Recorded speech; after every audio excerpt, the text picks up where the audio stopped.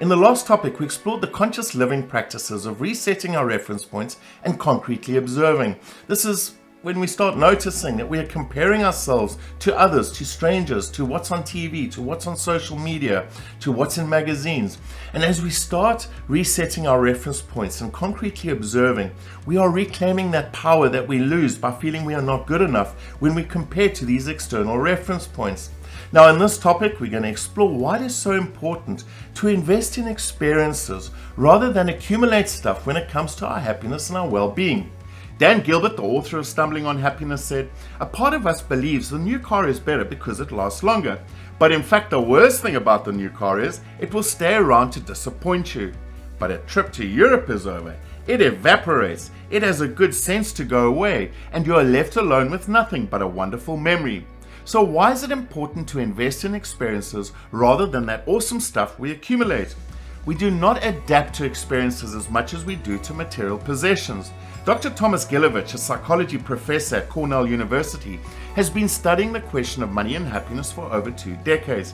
In a study that asked people to self-report on their happiness with major material and experiential purchases, it was discovered that whilst their happiness with those purchases was initially ranked about the same, their happiness with things they bought went down, whereas the satisfaction with experiences they spent money on went up.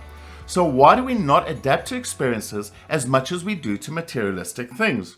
Well, firstly, according to Gilovich, our experiences are a bigger part of our identity than materialistic things. Whilst we may take on these materialistic things as our identity, they are still separate. Whilst experiences become a part of us, they are the sum total of our identity. You see, our identity is not defined by our possessions, but it is an accumulation of the places we've been, the lessons we've learned, and the experiences we've had. Even experiences that negatively impacted on our happiness can become a funny story we tell at a party, or we can later look back on and see as an invaluable growth experience, and consequently, even our assessment of our unhappy experiences goes up over time. Now, Dr. Gilovich also found that people don't regret not buying something, but do regret missing an experience. Possessions can always be bought later on, but experiences can never be duplicated. When you miss out on traveling or a special event, you miss out on all the stories that come with it. So, minimize regret and expand your horizons by investing in the experience. Secondly, shared experiences connect us to people more so than shared consumption. It is more fun to listen to people's experiences than to listen about how expensive their new car is, or how many carats are in that diamond ring, or how many functions their new phone has. Experiences reflect more of who we are than any object could, and this contributes towards deep and meaningful connections. When we share our experiences with others, people are also more likely to see us as humorous, which makes us feel good about ourselves as we relive our experiences, and in turn, we are also making other people happier with our stories. Thirdly, research shows that when we share our experiences with others, there is the knock-on effect of reducing social comparison, building on our connection with others. We are less likely to compare ourselves to others' experiences than we are to the awesome stuff they have. Yes, it may bother us that others are in a more expensive hotel or others are flying first class, but this comparison does not produce as much envy as comparing car models or diamond rings. Fourthly, experiences also provide us with happier memories. Research shows that just thinking about or journeying our experiences makes us happier than thinking about our material possessions.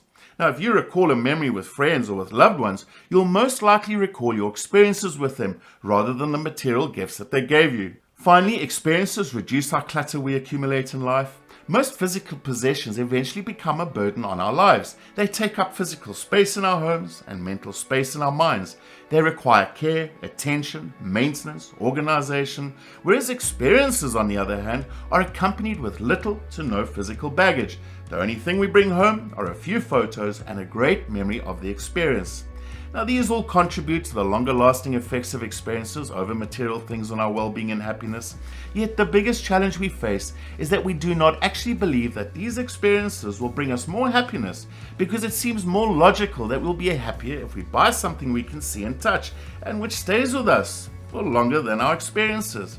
Yet as we've just seen, this is not the case. So maybe instead of buying and accumulating stuff, invest in more experiences. Have that dinner out, go on a day's outing with your friends, it doesn't have to be expensive. It just has to be an experience. Now, in the next topic, we're going to explore the concept of savoring, which amplifies our experiences and contributes to our healthier well-being. And again, this is a conscious living practice. It's not something that happens out of habit. Now, as we finish off this topic, I leave you with a wonderful quote by Amit Kumar. It turns out people don't like hearing about other people's possessions very much, but they do like hearing about that time you saw Vampire Weekend. So I will see you in the next topic, and until then, take care and stay aware.